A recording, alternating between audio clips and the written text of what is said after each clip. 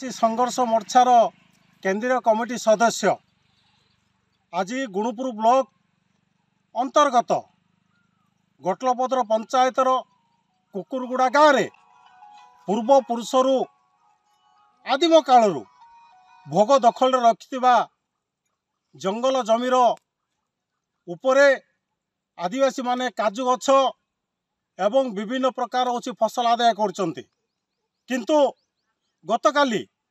आंध्रर जड़े जमी माफिया प्राय 15 गोटी काजू गछ संपूर्ण भाव होची नष्ट कर देइचंती। आपण देखंतु जो काजू बाड़ उपरे वर्तमान होची फसल आरंभ होउथला से फसल गुड़ाक बर्तन होची आउ 10-15 दिन परे फसल आदाय थांता किंतु संपूर्ण भावरे होची आंध्रर जमी माफिया माने आदिवासी मानकर होची भोग दखल रखिथिबा जो जमीटा को लूट करिया पारे एवं जबरदस्त आतंक खेलिया पारे तांको भितरे भयभीत सृष्टि करिया पारे जो जेसीबी माध्यम रे क्षय क्षति करचंती तेणु आमे ताकू निंदा आमे करूचु एवं आमे प्रशासन को रखुचु। आदिम कालरू ये अंचल आदिवासी माने जंगल उपरे बसवास करी काजू कपा कांदुल बिरी मुग सब फसल आदाय करचंती तांकर पेट मारणा तांकर पेट मारिया पारे जो आंध्र सरकार एवं सेठिकार आंध्रर जमीदार माने आसिकरी वर्तमान होची जो बेआईन भाव आदिवासी मानकर दखलटा को वर्तमान होची बेदखल करिया पारे जो षड्यंत्र करचंती ताको आमे तीव्र विरोध करचु। ओडिशा सरकार को सूचना दे दउचु एवं माननीय मुख्यमंत्री को आमे कहि रखुचु आदिवासी लोकंकर जो पूर्व पुरुषर जो दखल रहिथिबा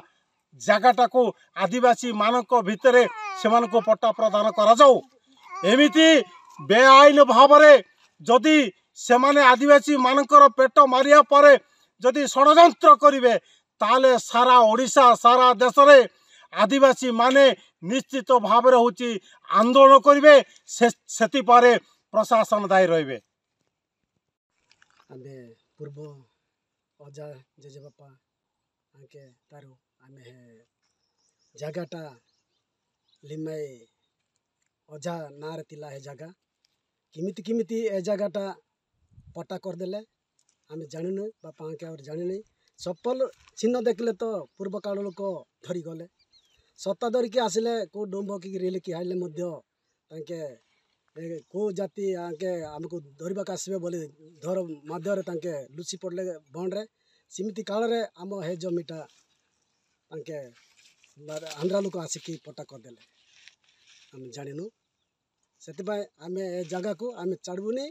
कहीं बोले एते लोक अच्छु सब बाड़ी पटे डांडे पटे आमे गाँव रचु ना से जगह हमर ना पट्टा कर देचंती बातिल लोक ए बातिल लोक किमिति पट्टा हला आमे जानुनु हेले सेते आमे दाबी करछु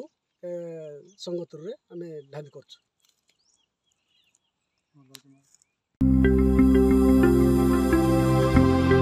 लेटेस्ट न्यूज अपडेट पाई www.nowodisha.com को लॉगिन करंतु।